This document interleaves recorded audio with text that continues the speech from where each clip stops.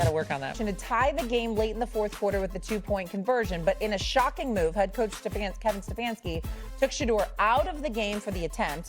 Cleveland failed to convert, then lost the game 31-29. Cam Newton, what did you make of Kevin Stefanski's decision to keep Shedeur on the sideline for that 2-point conversion?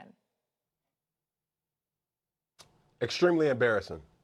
And it's a fireable offense, if you ask me. When you start to think and unpack what's been happening week after week after week, how we've been trying to mask, put makeup, not mention, do certain things, and then in the most gotta-have-it moment of the game, this is probably the only team in the National Football League that takes their starting quarterback out of the game. It's a 2-point conversion.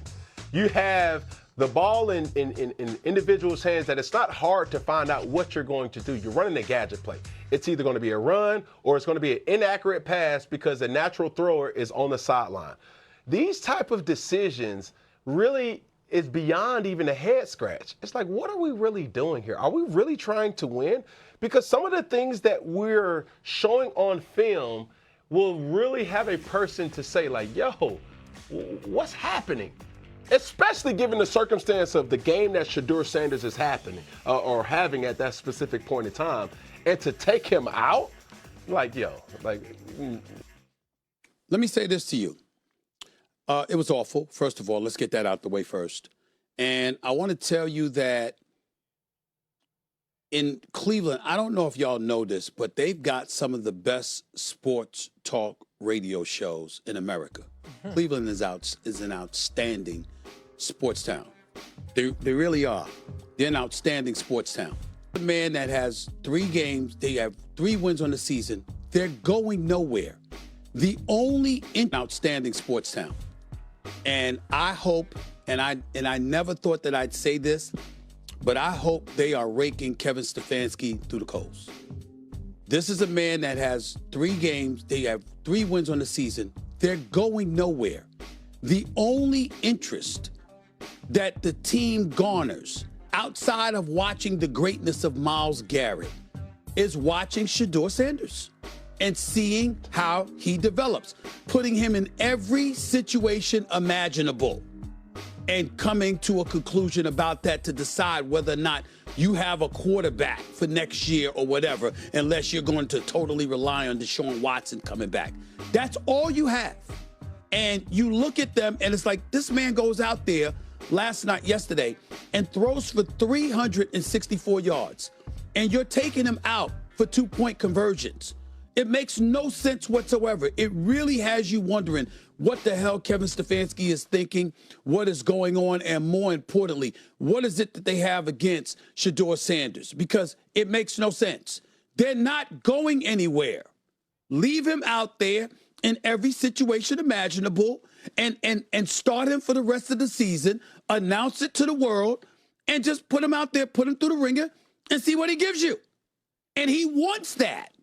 And for some reason, the Cleveland Browns do what they did. It makes no sense whatsoever. It's not befitting of a 2-time coach of the year, and it just leaves you scratching your head wondering what the hell is going on. It really does.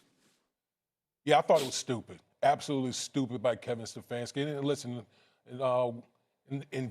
being transparent here, Kevin Stefanski has done this multiple times, not only with Shedeur Sanders, but with other quarterbacks as well, as far as a 2-point conversion. But, you're going to take out a guy, Shedeur Sanders, who was absolutely dealing in the game. The game was highly entertaining. I don't know how many people watched it, but the game was highly entertaining. Shedeur Sanders was dealing in the game, goes down, drives down, scores a touchdown, and then you take him out to run the Wildcat for the 2-point conversion? Really? You're going to take the ball out of this young man's hand who was clearly in the groove in the game to run the Wildcat?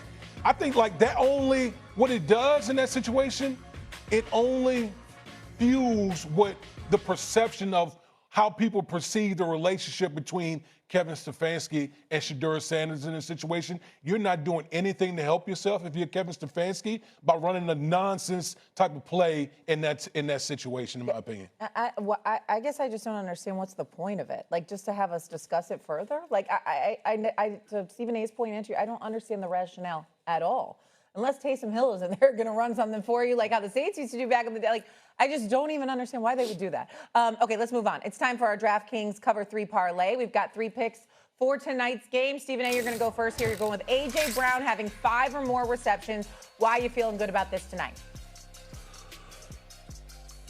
Because I think that, you know what, you targeted him last game, even though you didn't end up winning. The reality is that he's a stud. He's going up against the Chargers, and you're going to need him to win on the road at SoFi Stadium tonight. So I'm going with him because I think he's the guy. I think that Jalen Hurts will be looking for him often.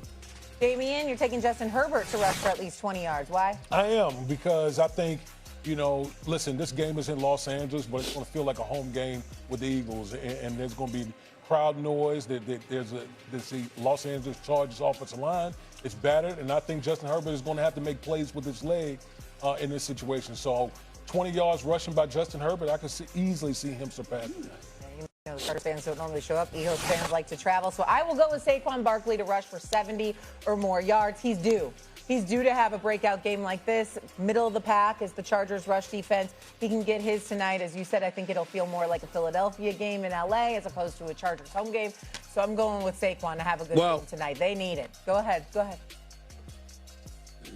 What that would mean is that the APB that's been put out from the LAPD found him, because we are looking for him. We can't find him. You understand? We can't find him at all. And we know that Saquon Barkley is too great for the numbers, to have the numbers that he has had this year. This man is phenomenal.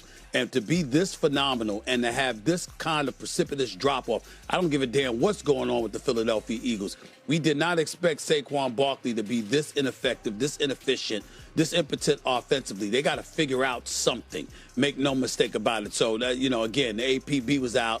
LAPD has indicated they may have found him. We'll find out tonight at SoFi Stadium, which by the way, where I will be for Monday Night Countdown. So I'm looking forward to it. That's right. He's in L.A. already. Saquon Barkley had 56 rushing yards against the Bears. So I think he's just going to go on that trajectory, and then tomorrow Stephen A's going to be like, we found him here in L.A. He just wanted warmer weather. So to recap, we're going with Justin Herbert to have at least 20 rushing yards. A.J. Brown to have at least 5 catches, and then Saquon to have at least 70 rushing yards. Do you like these picks? Put them into a parlay for you on DraftKings Sportsbook. Just open up the app, look for the First Take Cover 3 parlay. It's right there on the homepage for you. Coming up on First Take, Caleb Williams made a clutch mistake when the Bears needed him most. Has our belief now in Caleb Williams, the Chicago Bears quarterback, changed? Plus, the college football playoff will be played without Notre Dame in it. And the Irish declined to play in a